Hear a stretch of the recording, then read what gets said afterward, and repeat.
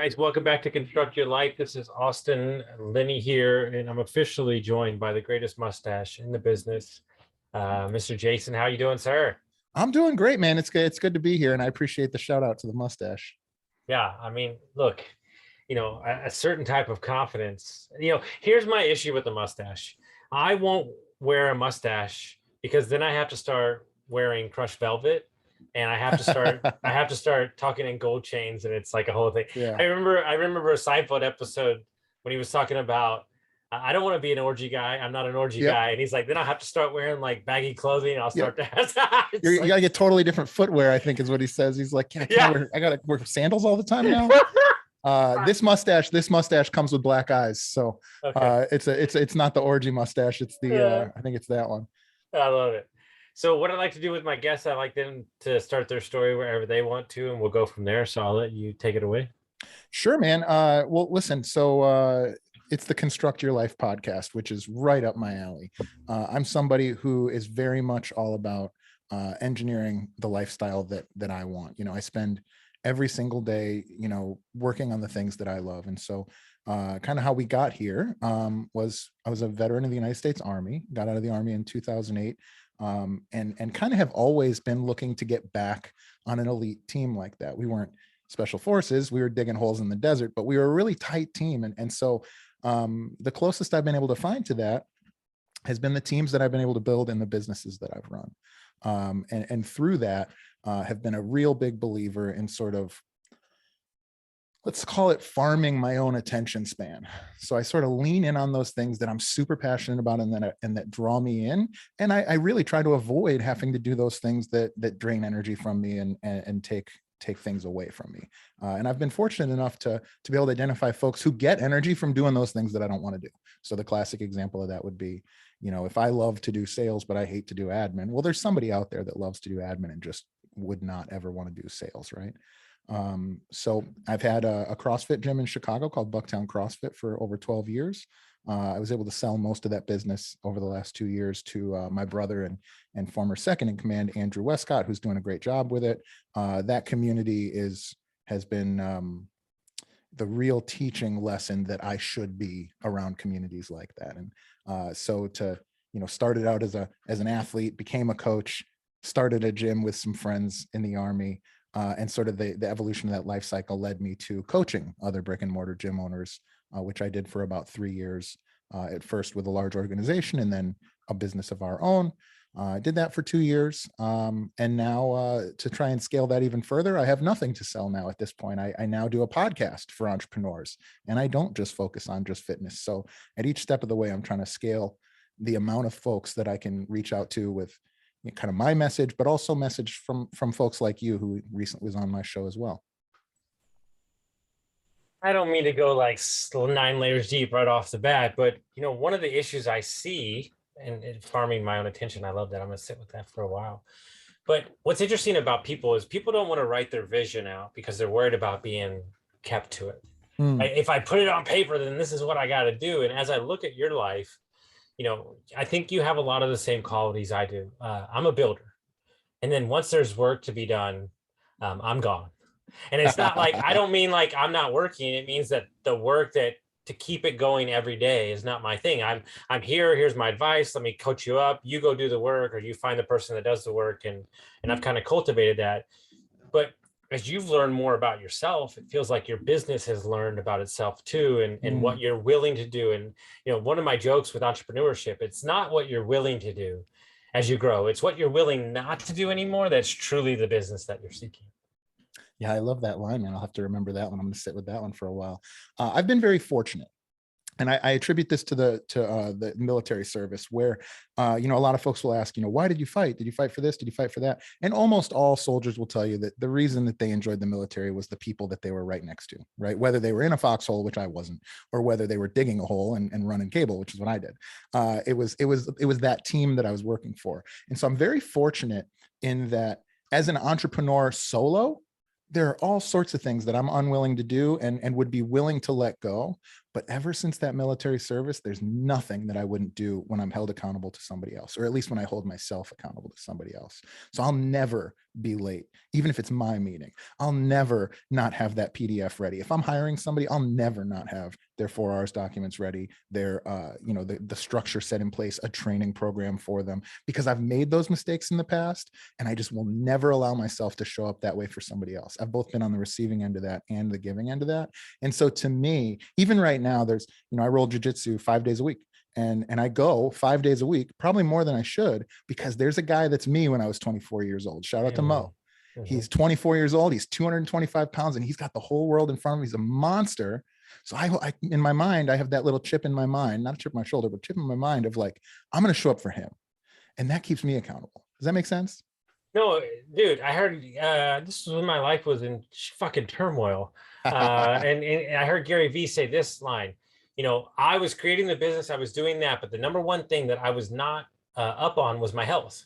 And he goes, I just didn't give a fuck until I cared about my trainer so much that I paid him. So fast forward to me. Yeah. There's 2 things I refuse to be to ever happen to me. I am never going to be the cog in the reason that we can't get stuff done in my business. Never. If you're waiting on documents from me, the wheels have broken off. The second thing is, in 2 hours, I'm doing it. I, as a coach, am learning to deal with multiple energies as we're getting bigger and bigger in companies. And I can't turn my shit off. I'm getting better. My walks in the morning, but I will pay a bodywork specialist for an hour and a half. And that is my recharge button, because I paid them that money. The phone goes away. I actually meditate. And so it's not an option for me whether or not I have to. I know that I'm more.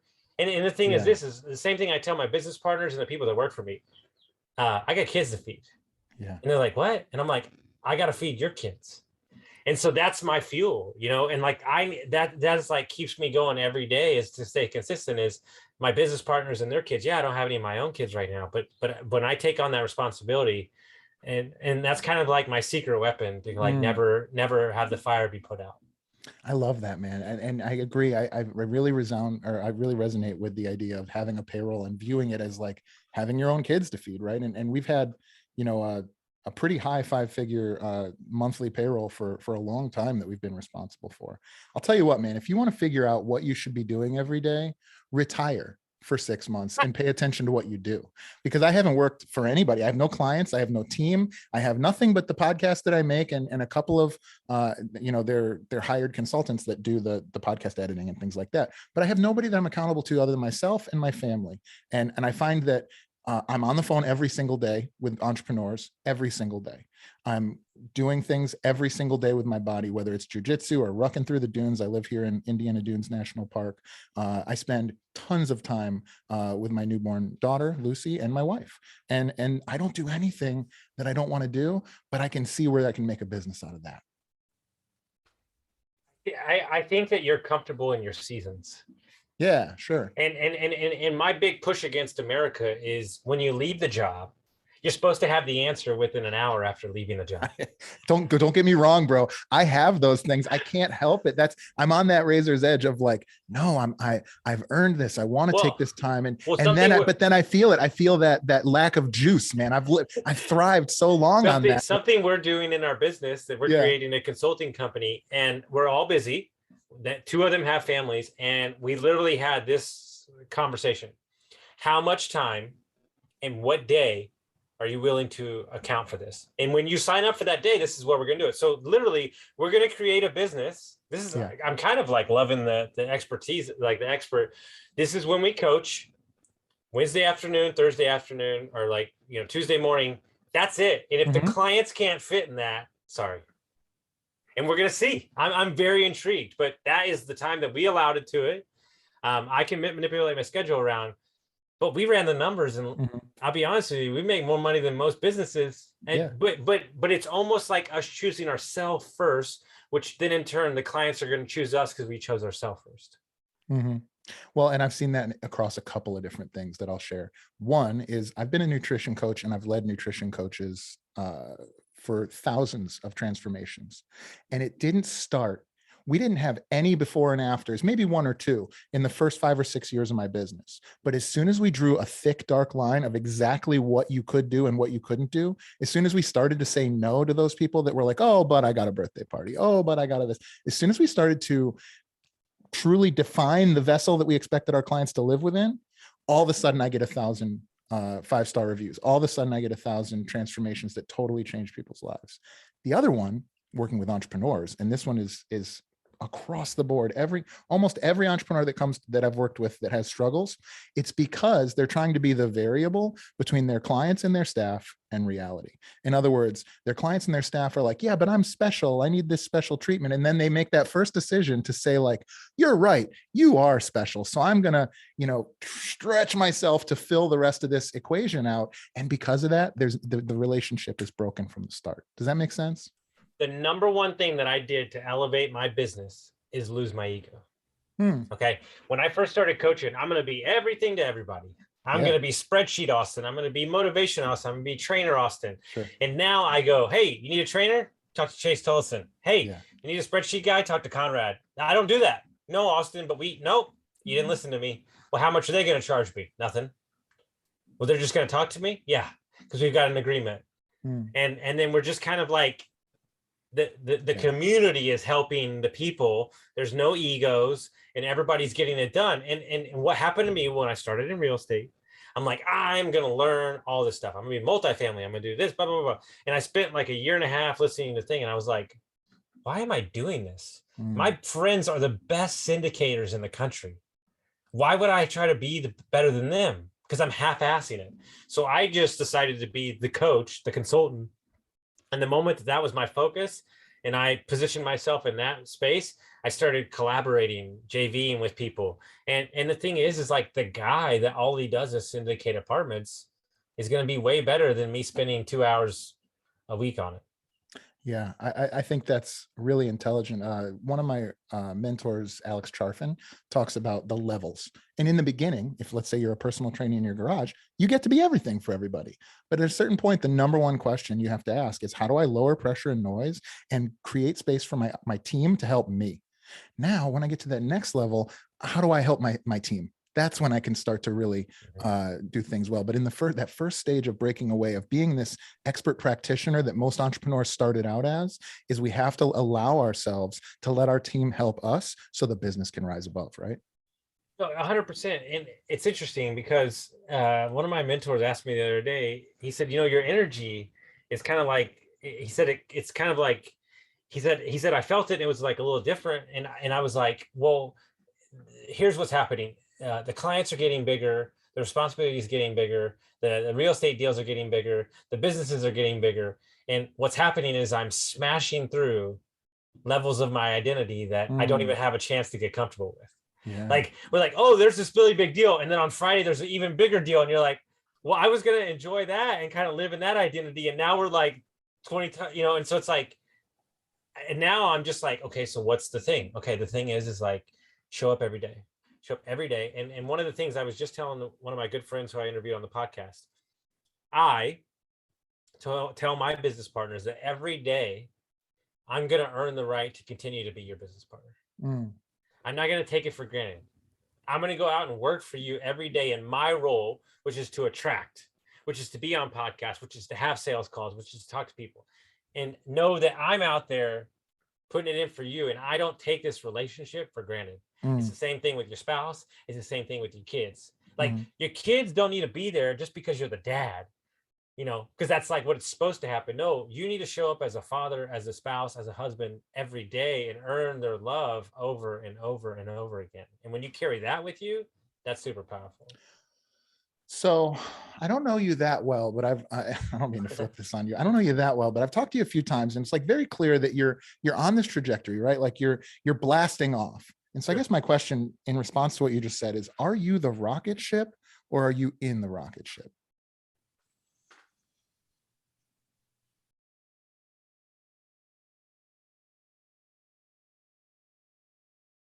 Flexing one. Because it sounds like sometimes when you're talking, it sounds like you're the rocket ship, like you're going to carry this motherfucker out of space. Yeah, And 100%. sometimes when you're talking, it's like, no, these guys are the fuel for my rocket ship, and then we can fuel their rocket. You know, and so I was curious what you would think about that. I think it's a little bit of everything. Yeah. I think one of the greatest things I heard this week in my book was, you're not a leader until you can lead somebody who can lead somebody. That's great. And so like, that's my thing, is like, here's where I am different than most. I am all those things. I'm the guy that's you can cry on my shoulder, and I'm the guy that's gonna punch you in the throat, all in the same token. Sure. Like my friend said this comment about me. It was like, you literally can lift me up and beat me up in the same sentence. And it's like, Angelo Cisco told me, he's like, remember that the car changes, the driver doesn't. And I feel like, as an entrepreneur, as a CEO, as a visionary for certain things, my clients come first, my business, and then so like, what I need and what they need are two totally different things. Like, I just love the game. Like, the game is so crazy. Like, to not be a drunk, to be healthy, and to be happy and just running wild. They call me the stallion. They go, the stallion needs to run out to the field and just get all his energy out. And then he comes home and he's like kind of exhausted. And it's like, okay, what are we actually going to do? Right. And I've just kind of put people in my life to keep guardrails on my ideas. But you know what I call that? What's that? I call that Kentucky windage. I'm so crazy as an entrepreneur that I just need to realize, like, I'm here and like everybody else is over here. So I just take 15% off when I like communicate with some folks, and I call that Kentucky windage. I love it, because if you left me to my own devices, exactly, we'd have 65 businesses, and hey, before this is all said and done, we might. But I'm just saying, but like understanding that. But like, this is the difference between me. Some of those businesses are not predicated on making money. Some of those businesses are a home for impact. Some of those businesses are a home for that entrepreneur. Some of those businesses are a home for a job, and I don't need those to make a ton of money, because the horizon of that business is longer. And I think it's a very intricate, deep layer of thinking that a lot of people don't think about, because they're not looking at their life as an entire circle. They're saying, this is how I make money. These are the only things I should be focused on. But it's like, you do your jiu-jitsu, you do your hiking, you like to be outdoors. And like, the thing is like, what you're doing right now, if I had to guess, is you're sitting back, you're doing the podcast, you're meeting interesting people, you're spending time with your family, you're storing up energy. And you're kind of seeing which next kind of integrator you're going to put this person and everything. And they asked Winston Churchill at the end of his life, how did you do so many things? And he said, conservation of energy. Oh, wow. And it's like, everybody's like, man, you're just so excited. I'm like, no, I'm just excited like for everything, because like, we have such an opportunity where the barrier to entry to start business is so much easier. The opportunity to get healthy is better than it's ever been. We know more about food than we've ever known. We know more about the mind than we've ever known. And like, some people are just sitting around going, well, I don't know how you do it. I'm like, dude, there's 40,000 podcasts and YouTube channels that says, I don't know, drink water, eat well, move your body, lift weights, smile. Yeah. You know what's hard about that though, Austin, is that I feel like, especially small business entrepreneurs that are struggling, I feel like everybody wants to be Sisyphus pushing the ball up the hill. Because what I find is most people that are struggling in their business are just trying to do what they've been doing and failing at harder. Right. And they're like, how can I possibly, all I do is take sales calls. How can I take more sales calls in an 8-hour period or more? And it's like, dude, you're just pushing a heavier stone, or you're pushing it a little harder, but you're still going to roll it down every single day and you roll it back up. And I think that the folks that are able to find a way to conserve energy, or some jiu-jitsu metaphor that I could come up with if you gave me minutes, is to actually say like, all right, well, obviously the thing that I'm doing isn't working. I used to, in CrossFit classes, somebody would come in and they moved poorly. They'd have duck walks, or they would, push off the table when they stood up. And I'd be like, look, your instincts got you here. You just have to accept that your instincts were wrong. And if you can be humble enough to do that, then I can help you get better. So when you're an entrepreneur, how do you know when you're doing the wrong thing too many times, or when you're stuck? It's a great question. I think that if you've tried in earnest and it feels impossible, it probably fucking is. If you've tried in earnest and it feels impossible, it is. I don't know if that means you're not the one to do it or the technique or tactic is wrong. One thing I think is people think that they need to, there's tactics and there's strategy, right? And a lot of entrepreneurs, especially guys like me and you, visionaries, right? We want to do it our way. And I think for strategy, that's great. We're going to climb the mountain, but we're going to do it in a different route than ever been done before. But if you want to change the tactics that people have developed before you because you're so special, it's like, oh, we're going to climb the mountain, but we're not going to use the same handholds. We're not going to use the techniques or the belay techniques that people have used for hundreds of years. We're going to do it our way. We're going to use slinkies instead of fucking ropes. Well, yeah, man, that's not going to work. And so I think there is this thing where people are like, oh, I want to do a sales funnel, but I'm going to call it a sales spiral. And it's going to be a little different. And we're not going to track it on a spreadsheet. We're going to write it in chalk, like whatever. I don't know. This is breaking down, but like the idea is like, I think that most entrepreneurs think that they will succeed by just getting better and working harder at what they're already good at. Morgan Housel wrote a book, Psychology of Money. He said the number one issue where you're not where you want to be is that you think you're fucking special. Yeah. And he was, sure. And what he wasn't saying like you're not a special person. He's saying that I have a client who I coach his whole company. And one of the things that he has taught me, because we both, if you put us on an hour Zoom call, we might come up with 60 business ideas. Sure. Like that's just how we are. Right. And he said, look, here's the deal though. I'm not pulling anything. We are not starting a business without things that we can't pull off the shelf. Meaning we're not going to build a car without parts that don't already exist. Once we've proven that we can execute on those parts, then we gave ourselves the right to go do the other thing. Yeah. And it's that lesson that's like, it's really simple. There are businesses that you don't find sexy that are really, really successful. Sure. like people that make tons of money doing the same boring thing over and over and over again. And I like Mike Rowe. I like him a lot. And he was on Ed Milet's podcast. He was talking about, what you don't understand about all those people on dirty jobs, that 60% of those people were millionaires. And he's That's like, awesome. And like, they didn't love it when they started, but they found a passion for what they were doing amidst action. And so the thing is like this is another thing about entrepreneurs. Just because you were unsuccessful in said business sector doesn't mean that you don't have skills that can move over to another business sector and just dominate. And so like, don't think that you got to start from zero. If you've already been down the road, just take what you learn and then place it over this thing, because there are multiple things that you could do. You could, start this business or this gym or whatever. And like what I've noticed is everybody that I friends with that were in the gym business, they seem to be moving out of it or recalibrating more to a holistic mindset coach, not just physical stuff. And as you've seen the business from the inside out, the CrossFit place and everything, like what is the shift that's obviously COVID, but what is the shift that's happening in the marketplace? Yeah, let me address that. I want to address something you said earlier, though. Yeah. One of the things you said was you're talking about my friend Mary Tautimes, who I had on the show. She's great. You should meet her. She says, bloom where you're planted. Right. But I think the thing, when you talk about having a skill set and trying to shift to another industry or trying to shift to another job or trying to start over, I think the problem is the entrepreneurs typically look at the skills or the efforts or the things or the team or the extremity, right? In fitness, we have this concept of core to extremity, and everybody wants to worry about extremity and nobody wants to focus on the core. In that case, that's your ego, right? It's what you are doing. It's who you are. It's how well you know yourself.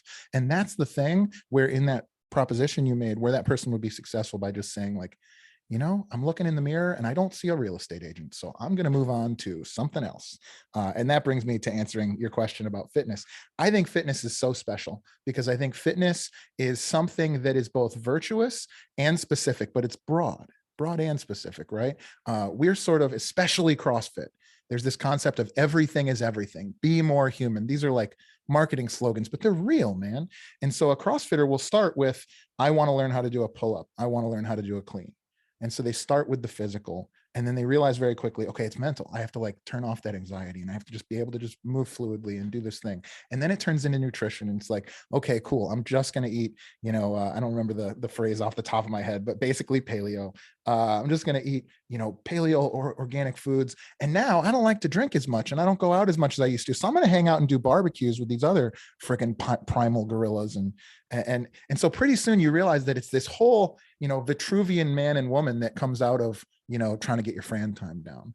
As opposed to, I've worked with a bunch of personal trainers, I've worked with a bunch of, boot camp folks, and some of them have that and some of them don't. It's not to disparage them. For some people in fitness, it's just a job, but CrossFit in particular, and this sort of primal movement, I mean, that's primacy. It's everything.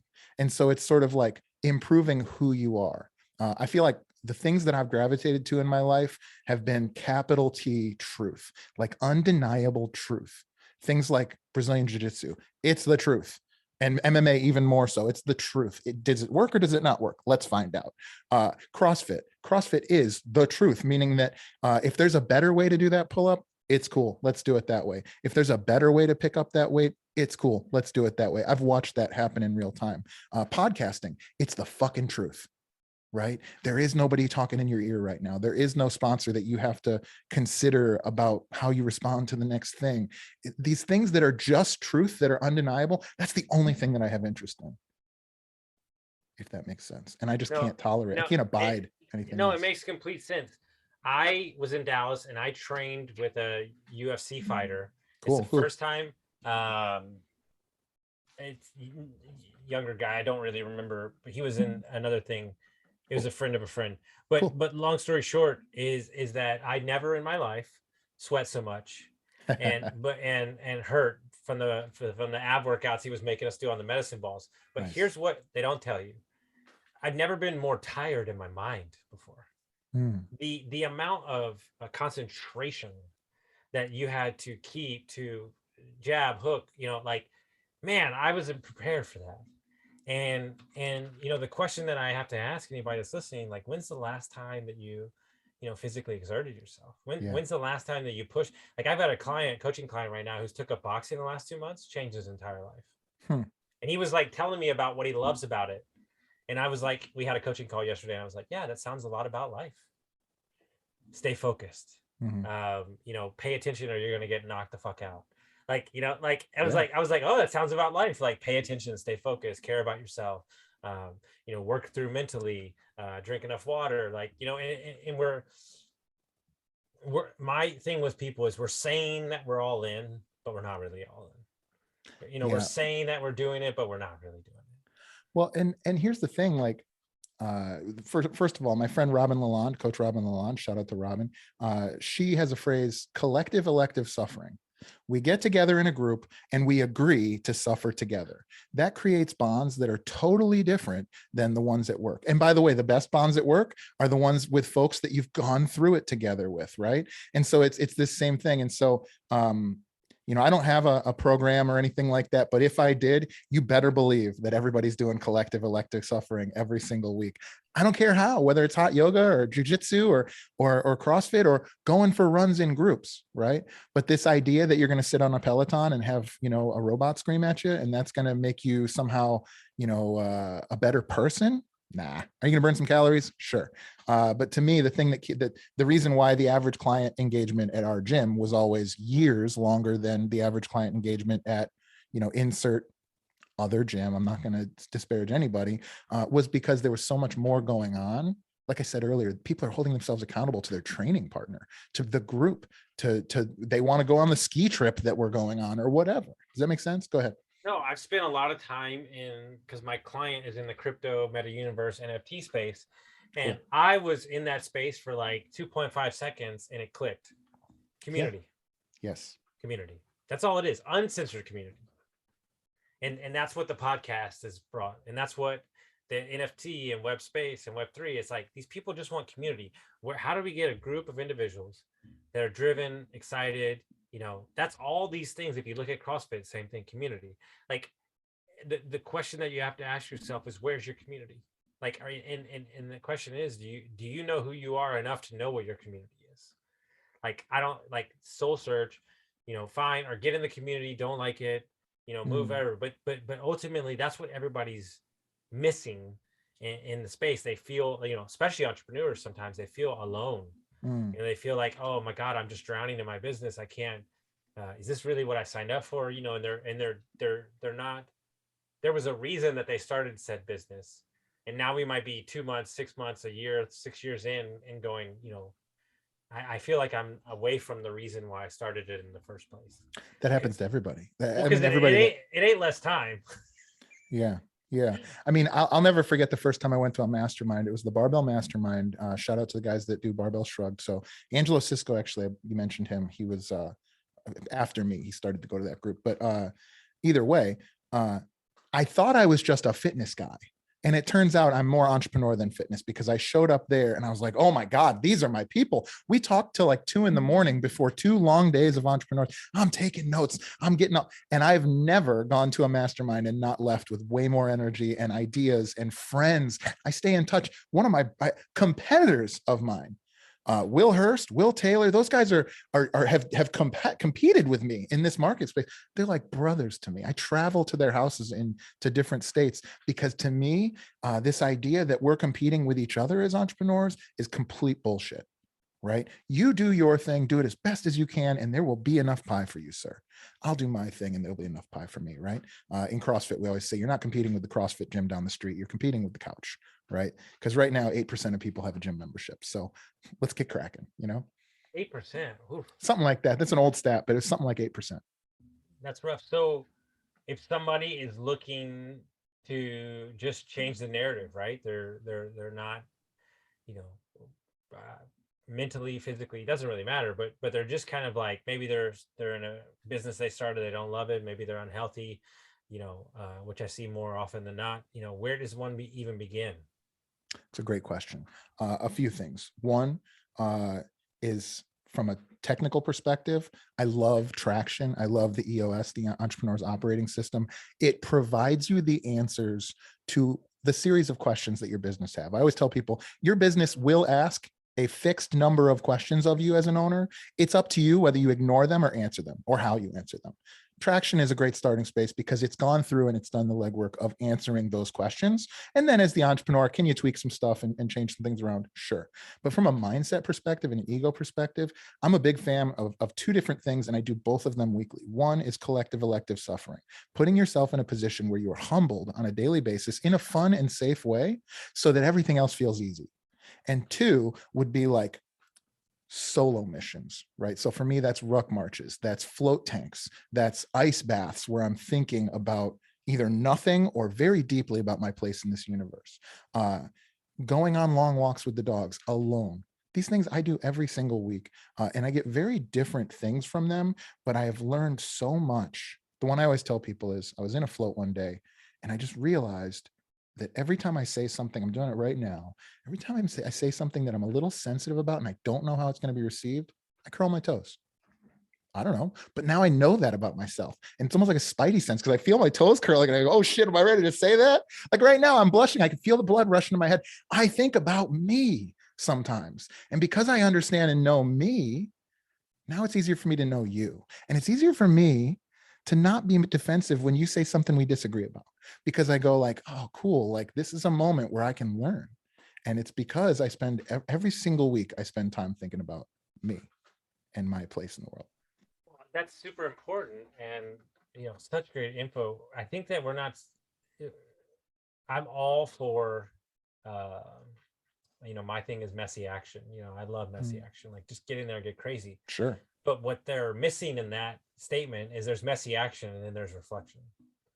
Messy action, reflection, messy action, reflection. And one of the things that I champion, and the one of the things that I think I respect, is seasons of life. Like there's time where the hammer is floor to the floor, no brakes, the brake fluids, we're out of it. And then there's time where I just kind of like sleep a little more that month, and like I'm just recharging. And I think when you can kind of dial in those, Dan Sullivan's one of my favorite authors, who's a big coach for a long time, and he says you're watching entrepreneurship these days and their schedules are resembling more of like entertainers and athletes more than ever. It's kind of like, you have your days where the spotlight's on, you have your days where you're off. And it's not that I'm not working on those days, but I'm not obligated to work if I don't want to. And I still might work, but it allows me the space to say, maybe not as much. And I don't know, I just find myself like really fired up to step into Monday instead of feeling like Saturday or Friday just happened. I don't know. That's just Yeah, no, I agree with that. I think our mutual, I don't know if you're friends with her, but Layla Hormozi talks about seasons of yes and seasons of no. And I think that's a brilliant way to look at it. But also too, as entrepreneurs and as visionaries, what is visionaries? Visionaries are people who visualize things. And so if I was going to write a book, or if I was going to make a program, or if I was going to give a presentation for weeks, it's only in here. For weeks, I'm laying things out and I'm blowing them up. That's why I like float tanks, because in a float tank, I'll actually mentally blow up a business or a speech or a project. And I literally, it looks like an engineering diagram in my mind, right? Yeah, and so it's like, oh, that makes sense. And oh, that doesn't make sense. Why are we doing that? They don't even want to be here. Like, it's so many things have become so clear to me. I once went into a float tank with a blank mind and came out with not only a business idea, but the name, the logo, and the address that we ended up moving into was all fixed. Now business, go ahead. I've never done a float tank before. Bro, come to my house. I know I am. When we're running up north for sure. But hear me out. Yeah. Same thing happened to me. I went into a massage with nothing. There you go. Halfway through, I got the masseuse, who's a friend, to stop, and I wrote out an entire business plan on the whiteboard, and that's what we're currently building right now. Oh, that's so great, man! Isn't that awesome? So let me ask you this. So hold on. To finish your thing. What I'm realizing that we have to do as we continue to scale is protect decisions. Yes. That's like, meaning like, are we eating good?